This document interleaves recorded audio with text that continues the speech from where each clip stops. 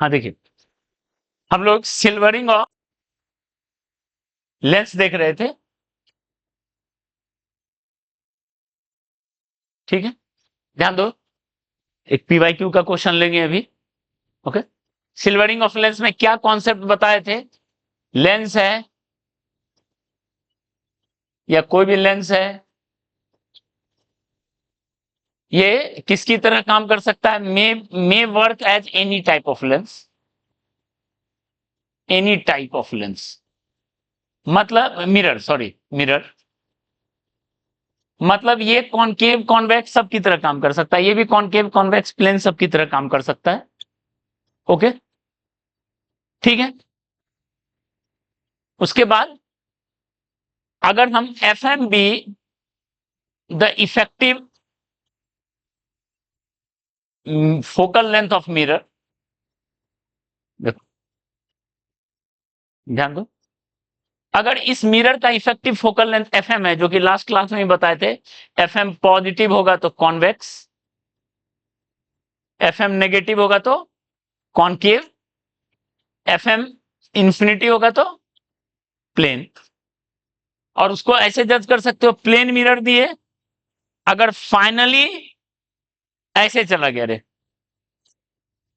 ठीक है, ऐसे हो गया रे, फाइनली जो रे निकल रहा है ऐसे निकल रहा है, तो वो किसकी तरह काम करेगा? कॉन्वेक्स।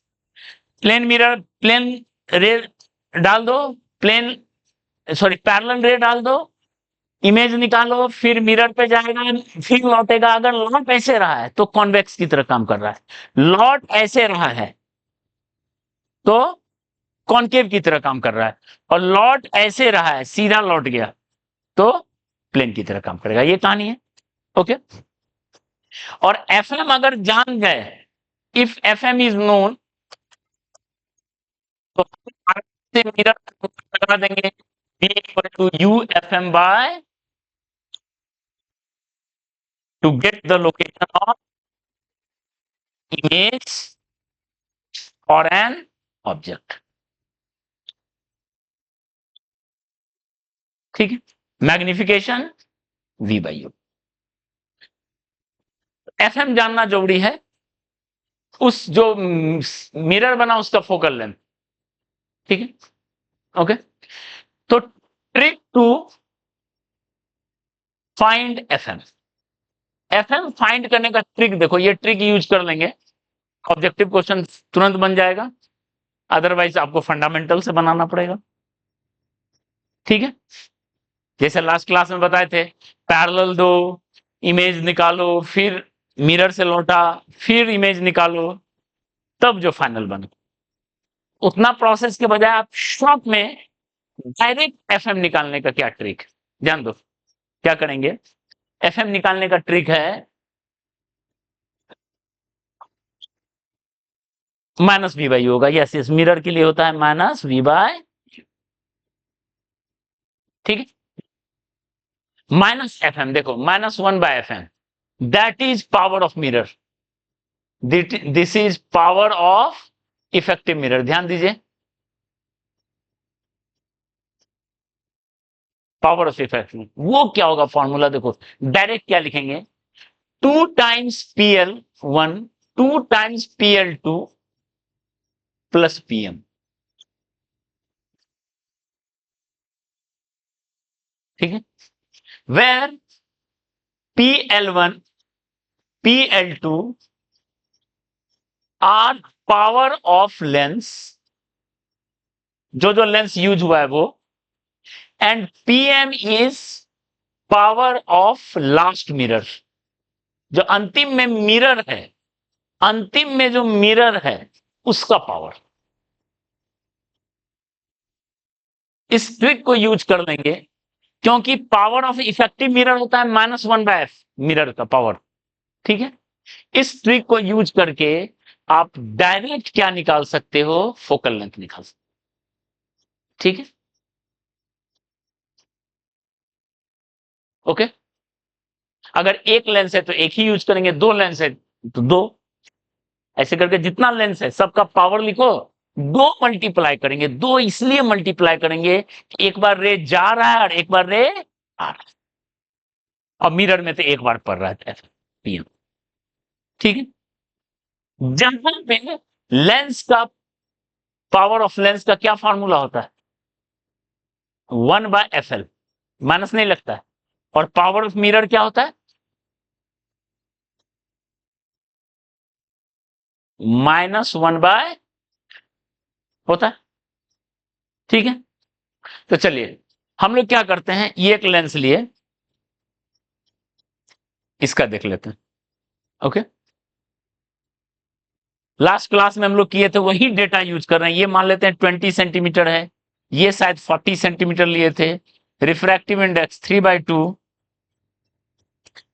n = 1।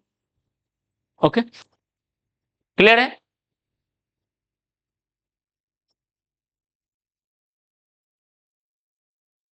और हमको निकालना है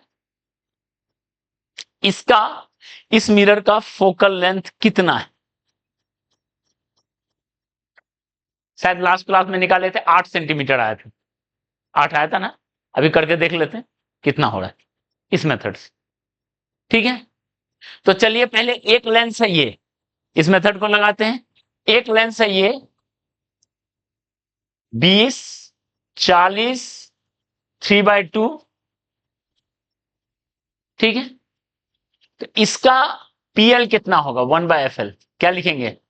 NR-1, NR-1 क्योंकि एयर में है, NR का value 3/2, 1/R1 plus 20, 1/R2 half, 3/2 में से 1 गया तो हाफ, और ये हो गया 1/20, 42 + 1 होगा ना, 2 + 1, तो ये आ गया कितना? 3/80। पावर कितना हो गया? 3/80। ठीक है, ये वन लेंस का पावर देख लो, ये वन लेंस का पावर। उसके बाद अंतिम में है मिरर, अंतिम में है ये मिरर। इसका रेडियस है 40, ध्यान दो, इसका रेडियस है 40 सेंटीमीटर। तो इसका फोकल लेंथ कितना होगा? -20 सेंटीमीटर, कॉन्केव है तो नेगेटिव। तो इसका पावर क्या होगा बताओ? -1/FM, यानी 1/20 हुआ, हो गया 1/20। तो अब बताइए, अगर हम पावर ऑफ इफेक्टिव मिरर लिखें, जो फॉर्मूला है, तो क्या लिखेंगे? 2 times PL plus 1 times PM। तो कितना हुआ? 6/80 प्लस 1/20, ये 80, 1 + 4, नहीं 6 + 4, 6 + 4, sorry 6 + 4, 10/80, that is 1/8 power of ये। और पावर किसके इक्वल है? -1/FM। तो बताइए FM का वैल्यू कितना आ गया? -8 सेंटीमीटर। यानी ये कॉनकेव लेंस की तरह काम करेगा, कॉनकेव मिरर की तरह काम करेगा। क्लियर है? समझ में आया? 8 है। अब फोकल लेंथ 8 हो गया मिरर का, तो बताओ कहां पर रखेंगे कि इमेज वहीं पे बने? 16 पे। अगर इसको, if an object is placed at 16 centimetre at C of effective mirror, जो कि लास्ट क्लास में क्वेश्चन हम लोग लिए थे, that is at 16 centimetre, final image is formed at same place, same point, उसी पे बन जाएगा। ठीक है, क्लियर है? या तो ये मेथड यूज करो, या फिर और एक और मेथड बताए थे कि अंतिम सरफेस पे परपेंडिकुलर गिराओ। जो अंतिम सरफेस, लास्ट सरफेस है मिरर, ऐसा जगह रखो ऑब्जेक्ट कि ऐसे जाके जो मुड़े तो उसके C से आता हुआ लगे, बताए थे। और ensure that rays fall on last surface normally। इस तरीके से ऑब्जेक्ट रखा हो कि ऐसा टर्न हो रहा हो कि लास्ट सरफेस पे नॉर्मली जाए एंड रेज रिट्रेसेस बैक, वो पीछे की तरफ लौटे। Okay, following the same path, same path को फॉलो करता हुआ वापस लौट जाए। तो ऐसे भी बना सकते हो जो ऊपर वाला मेथड बताए, या ऐसे भी बना सकते हो। ठीक है, ठीक है, दोनों तरीके से बना सकते हैं आप। ओके, दोनों तरीके से बना सकते हो। और कोई भी ऑब्जेक्ट डिस्टेंस रहेगा, अगर और कोई भी ऑब्जेक्ट डिस्टेंस रहेगा तो ये फॉर्मूला यूज कर लेंगे। और कोई भी ऑब्जेक्ट डिस्टेंस के लिए कौन सा फॉर्मूला? ये। ठीक है, मान लो ये क्वेश्चन नहीं है कि इमेज उसी पे बने, तो ये फॉर्मूला यूज कर लेंगे, बेसिक जो है। लास्ट क्लास नोट नहीं रिवाइज किए हो? क्यों? क्योंकि इसको रे को लौटना है। मान लो आपने ऑब्जेक्ट दिया, हाँ, एक मिनट रुको, ऑब्जेक्ट दिया ऐसा और रे को लौटना है, तो ये तभी ना होगा जब उसके मिरर के, इस मिरर के सी से पे आ रहा होगा। मतलब पहला सरफेस से जो इमेज निकालोगे, पहला सरफेस से, वो ऐसा करोगे कि इसके सी पे आ रहा होगा इमेज। पहला एक्स ऐसा रखोगे, एक्स कि पहला सरफेस से जो इमेज बने वो सेकंड जो मिरर है उसके सी पे आए, तो रेल बता देगा। तो अभी जो हम क्वेश्चन दे रहे हैं, आईआईटी का क्वेश्चन दे रहे हैं आपको, सी इफेक्टिव नहीं, ये सी of last surface.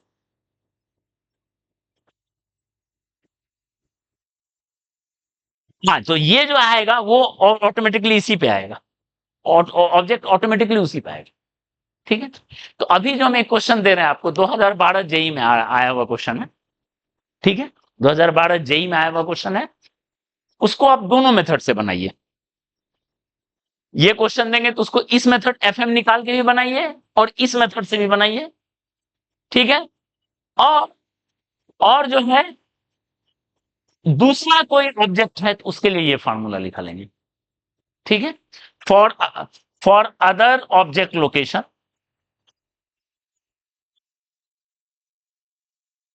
Use mirror formula. For effective mirror, effective mirror के लिए जो मिरर फॉर्मूला बना है, क्या लिखा है? V equal to U F M by U minus F M. Clear है? डन।